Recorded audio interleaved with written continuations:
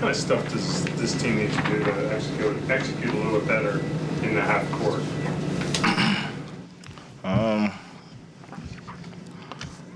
We just got to keep just trusting our shot. You know, we feel like we can make these shots that we're taking. So we gonna continue to trust our shooting. It's really the main thing. We went 4 for 29 from three. That's a terrible shooting night for us, and we just feel like we can keep getting those open looks where we can make those shots. Other than that, we just gotta stay on the same page with our cutting and get into our right spots and just getting our offense to being able to where we can move the ball.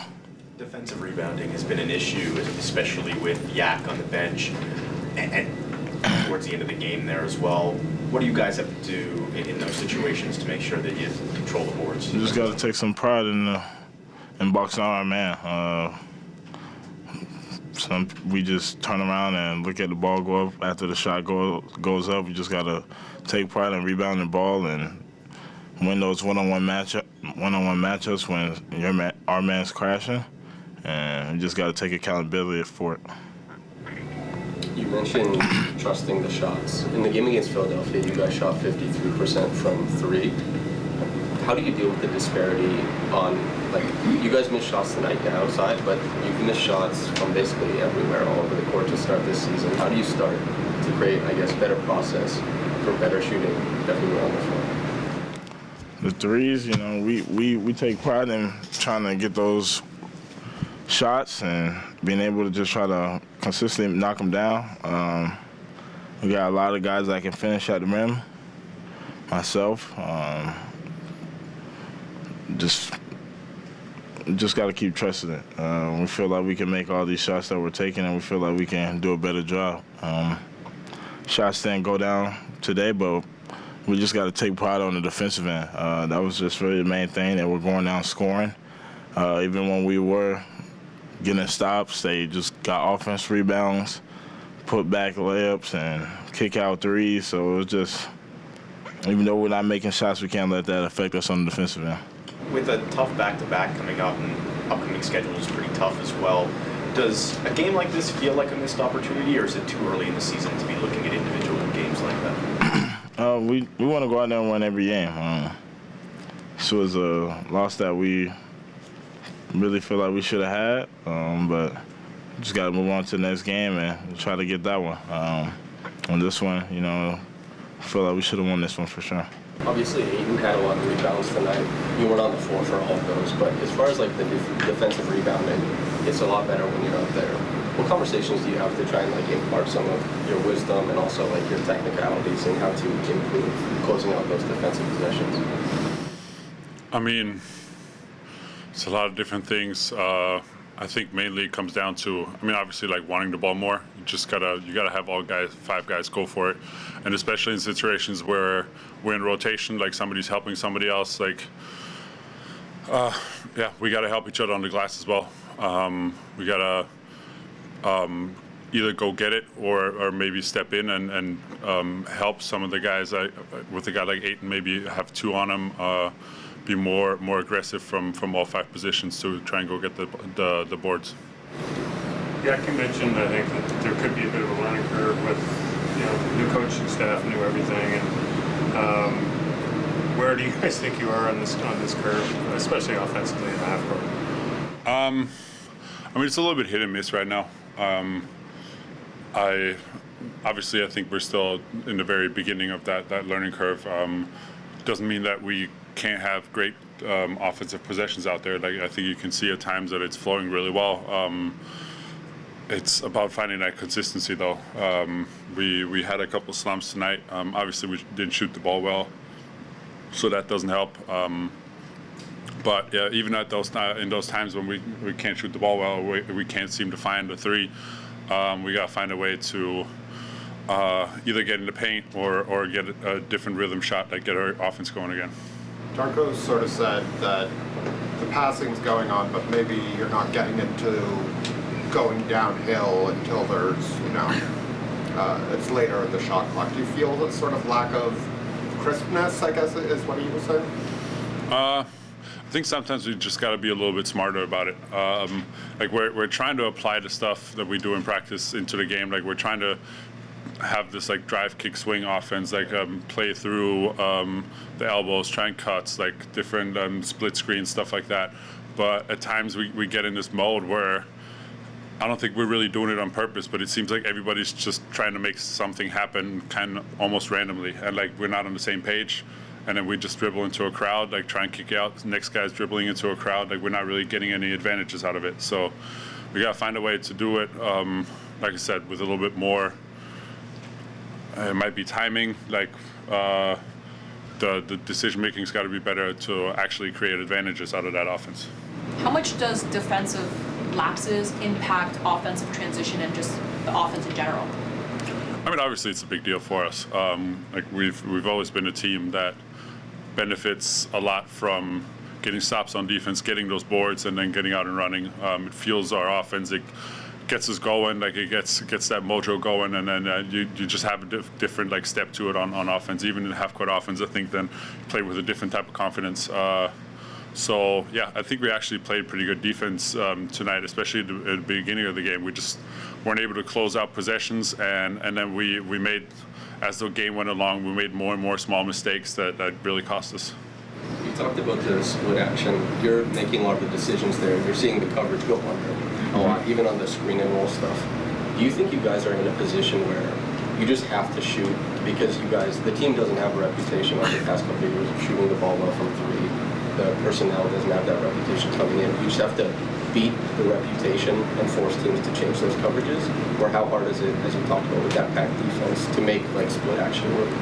Well, I think it's one of those things where if we can get rhythm open shots from three, obviously we want to take those. We want to get a high volume of those like of shots because they're very effective shots. Like even if we might have a shooting slump, we know we can make those shots.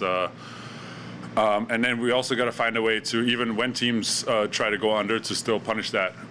Not settle, obviously, like just give into their coverage and start shooting step back threes and stuff like that to maybe change the angle of the screen, maybe slip out some, like find a way to still impose our will on the offense and find a way to get cuts, get drives into the lane that gets our offense going. What did you see in that stretch that you couldn't get any buckets? We could not get buckets, and that was the theme of the night. We shot the ball from the three-point line, 4 out of 29. And our threes are not coming off the dribbling, they're coming off the pass. So every three that we would make tonight actually would go to be assist, you know. So I thought that over the course of the game we did not have enough pace in our half-court offense. Every time when we were in transition and with open court, we were getting good looks. But every time that we become a half-court team, our pace and our cuts and our screening, that has to be much faster. A lot of times we enter in our offense very deep in the shot clock with 14 seconds left on the shot clock. And that's something that we got to address and get better at that. You've been preaching that, sort of move the ball, get off the ball real quickly in the half court. The message is not getting through, or is it just not in practice? They're not putting it in practice? I mean, we're moving the ball, but like one thing is to move the ball around three-point line. You know, the other thing is to be aggressive on the catch, that you can touch the paint, so defense is going to collapse, and then move the ball to find open man. You know, in those situations when we actually did, I thought that we were actually moving the ball and finding enough men. I don't think that we did enough of downhill attacks to touch the paint. Defensive rebounding has been an issue whenever Yak has gone to the bench. What do you guys need to make sure that you're doing to control boards in those situations? It's been a problem for us, and we need everybody to participate. We cannot rely on just a matchup guy to be there. You know, we played Chris Boucher tonight. We don't have Precious Achiuwa at the moment. That's a big body that cleans the glass a lot for us, and it has to come to the whole team. We cannot be thinking transition and running and whatnot before we secure the rebound. And guards, they gotta come in and then box out as well. Everybody's gotta be in that. almost 3 times as many shots for Siakam tonight versus Saturday. What did you think of his play? I thought that he came in with the right mindset. He was aggressive from the start. His defense was on a high level, especially start of the game. We were able to get stops and deflections and steals and to get out and run in transition. When Brady was a great shooter on Saturday's game, today we saw him more so putting the ball on the floor, attacking the top foot. What did you make about seeing more of him with a live dribble? No, they were guarding him a little bit different tonight. They were really trying to chase him off the line. He did not force shots. When they chased him off the line, he was trying to make the right play. He was touching the paint. He found a couple of really good passes to his teammates, and he's continued to work on that. He is aware that he cannot just rely on his three-point shooting, because once they chase him off the line, he's gonna be able to play make from there. Defensively, is anything sticking out about Grady? Defensively, I thought that he had a couple of foul calls that, for me, they were a little bit questionable. Did he beat a player to the spot or not? I thought that he was really trying. As game was progressing, every game he's learning, the speed of the game and the league so much. So with every game, he's getting better. The schedule coming up is really tough, both in terms of the sheer number of games and the level of competition. Do games like this, Friday in Chicago, do they feel like a missed opportunity, or is it too early in the season to look at individual games like that? I mean, it is missed opportunity. I thought that we had multiple opportunities against Chicago to close that game, and a game tonight. We had hopes to be able to finish this game and to win this game. Didn't go our way. Obviously, this isn't the start you wanted. What's kind of the message to the team at this point, trying to get things flowing, things right? That individual problems cannot be bigger than team. We just talked about it in a locker room. I told guys, like, we gotta be a team. We gotta think about what I need to do for my team to win. It's not if I'm not making shots tonight, what else can I do? Can I rebound? Like, can I cut for my teammates? Can I set better screens? Can I run more? Can I get defensive stops? There are a lot of things that are in the control, even when the shot is not going down, and that can help the team. We gotta stay together.